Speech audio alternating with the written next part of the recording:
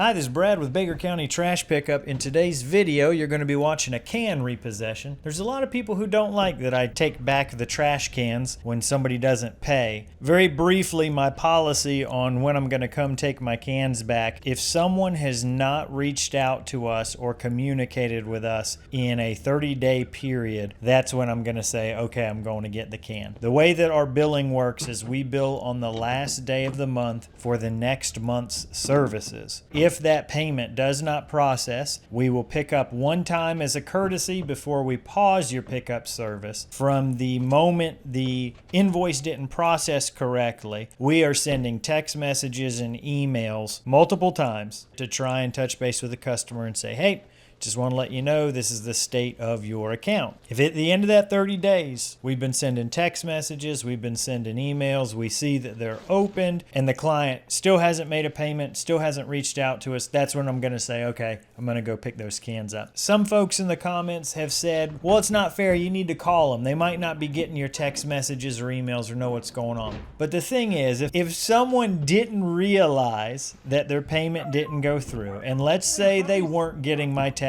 messages or my emails, the very first time I didn't pick up their trash, wouldn't they call me and say, hey Brad, what's going on? You didn't pick up the trash. If for some miracle they didn't notice I didn't pick up the trash the first time, wouldn't the second week or the third week they say, hold on, something's not right? So that's why I'm completely fine with our process. If somebody says, yeah, we're just having a bad week or month, I do work with customers, I just have to have the communication to do that. If there's no communication, I can't work with anybody. When I pick those cans up, I bring my own bags and neatly bag all the trash that's in there and leave it on the property. I'm not going to take that trash away because I'm not being paid for my services anymore. And as it stands, these folks have already gotten one free service at the beginning of the month for their courtesy pickup. So that's the deal with the video footage. Now, the actual topic I wanted to talk about, somebody asked if I get along well with my competition, the other two trash companies in town. I thought that was a good question. There are a few interesting dynamics working in a small town. For instance, I had what I can only assume, I do not know for a fact, but I can only assume it's friends of one of the competitors, we'll call them Trash Company A, leave 5-star reviews on their page, Company A's page, and came and then left 1-star reviews on my Google listing, even though, they weren't any customers of mine. I made a post in a local Facebook group about that, and they magically disappeared in a few minutes. Another thing that happened was one time I made a post in a local Facebook group showing a competitor's can. The logo was blurred out next to our can, and I was talking about how a client who had just switched to us was getting a larger can for less money because of the promotion that we were running, and somebody in the comments got mad because even though I blurred the company name out, you could tell who it was because of the color of it.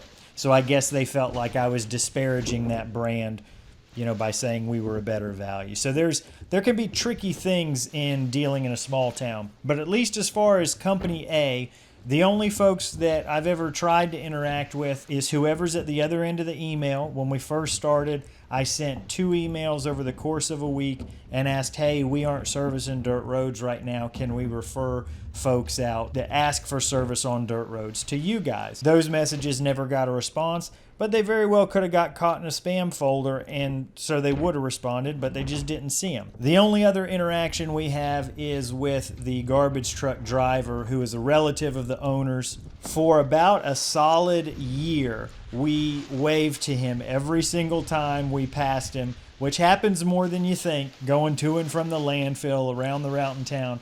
Never once could we get him to wave back. Half of the time he was on his phone, maybe he was getting directions to, his next stop. It could be he's somebody who's just really focused on driving, and when he's driving, he doesn't look at people who are coming. We've given up trying to wave at him at this point because we just realize he's never going to wave back. There are plenty of explanations for that don't include him being mean or doing it on purpose or being unfriendly, but that's the limits of our interaction with Company A. Company B is owned by somebody who's got employees, Every time we've ever ran into his employees at the landfill, we wave, they wave, we're all smiling. I've gotten out and talked to the owner at the landfill before. He was very polite with me. He talked back. He recently upgraded from a truck and trailer to a garbage truck, and I've seen him in the truck a few times.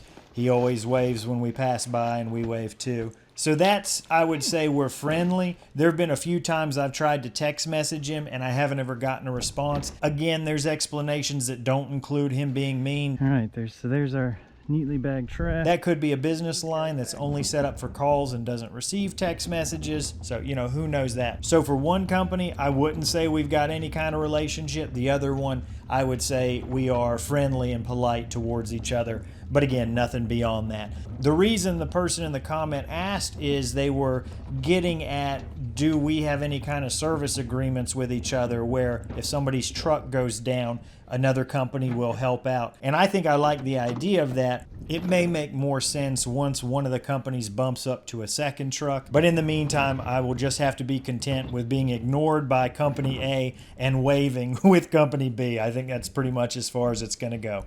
Keep in mind the ancient proverb, the person who states their case first always seems right until he's cross-examined. This is only my viewpoint. This is only my experiences. You're only hearing my side of the story. So take everything I say with a grain of salt. As always, thanks so much for watching. I really do appreciate it.